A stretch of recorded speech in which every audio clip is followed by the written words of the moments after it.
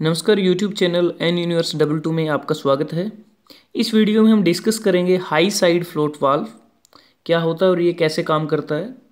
तो सबसे पहले जो हाई साइड फ्लोट वाल्व है ये बेसिकली इसका यूज़ करते हैं कांस्टेंट लिक्विड लेवल को मेंटेन करने के लिए। इवेपोरेटर के अंदर रेफ्रिजरेंट का जो लेवल है उसको कांस्टेंट मेंटेन किया जाता है।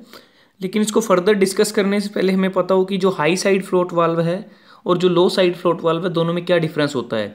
जैसे हमने हमारी लास्ट वीडियो में डिस्कस किया था, लो साइड फ्लोट वाल्व का जो मेनली जो लोकेशन होती है वो इवेपोरेटर और कंप्रेशन सक्शन लाइन के बीच में होती है और वो लोकेशन होती है लो प्रेशर साइड। और उस वो लोकेशन पर वो जो कांस्टेंट लेवल है रेफ्रिजरेंट का वहाँ पे उसको मेंटेन करता है।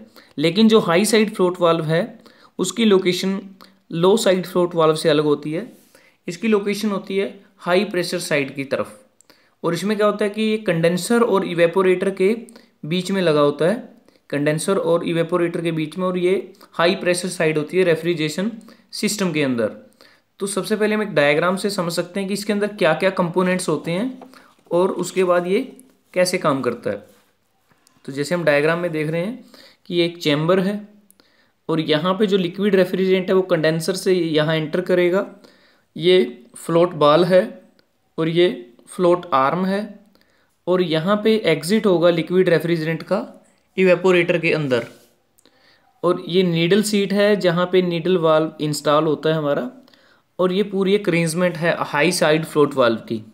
तो अब इस डिवाइस की जो वर्किंग है उसको हम डिस्कस करते हैं। चैम्बर में और इवेपोरेटर में जो लिक्विड रेफ्रिजरेंट का जो लेवल है उसको कांस्टेंट मेंटेन करने के लिए कि जितना लोड इवेपोरेटर पे लगा है उस लोड के अकॉर्डिंग कि जो लिक्विड रेफ्रिजरेंट का जो फ्लो है उसको कंट्रोल किया जाता है। और ये जो फ्लो है वो डिपेंड करता है कि जो नीडल वाल्व की ओपनिंग और क्लोजिंग है वो कैसी है और वो कितनी है। तो इसको ही हम मेंटेन कर सकते हैं, इसकी ओपनिंग और क्लोजिंग को, और इसको बेस पे ही हम जो रेफ्रिजरेंट का फ्लो है उसको कंट्रोल कर सकते हैं according to the load on the evaporator, और जो लेवल है उसको मेंटेन किया जाता है। तो सबसे पहले अगर लिक्विड रेफ्रिजरेंट का लेवल फ्लोट चैम्बर के अंदर वो डाउन चला जाए तब लिक्विड रेफ्रिजरेंट कंडेंसर से फ्लो करेगा। अगर जो लेवल हमने मेंटेन किया है अगर उससे नीचे हमारा ड्रॉप हो जाए तो तभी जो लिक्विड रेफ्रिजरेंट है वो कंडेंसर से फ्लो करेगा चैम्बर के अंदर। और जो फ्लोट वाल्व है उससे क्या होगा को वो राइज हो जाएगी, क्योंकि जब लेवल कम होगा तो ये ड्रॉप हो जाएगी। जब इसमें फ्लो लिक्विड रेफ्रिजरेंट आएगा तो ये राइज कर जाएगी।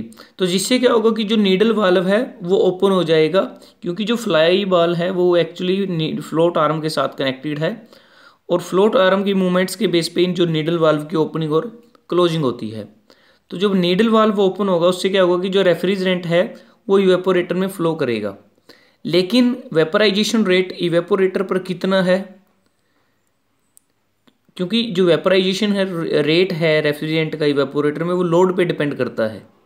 और जब कंडेंसर से लिक्विड रेफ्रिजरेंट की उतनी ही सप्लाई आएगी जितना रेफ्रिजरेंट इवेपोरेटर में इवेपोरेट हुआ है।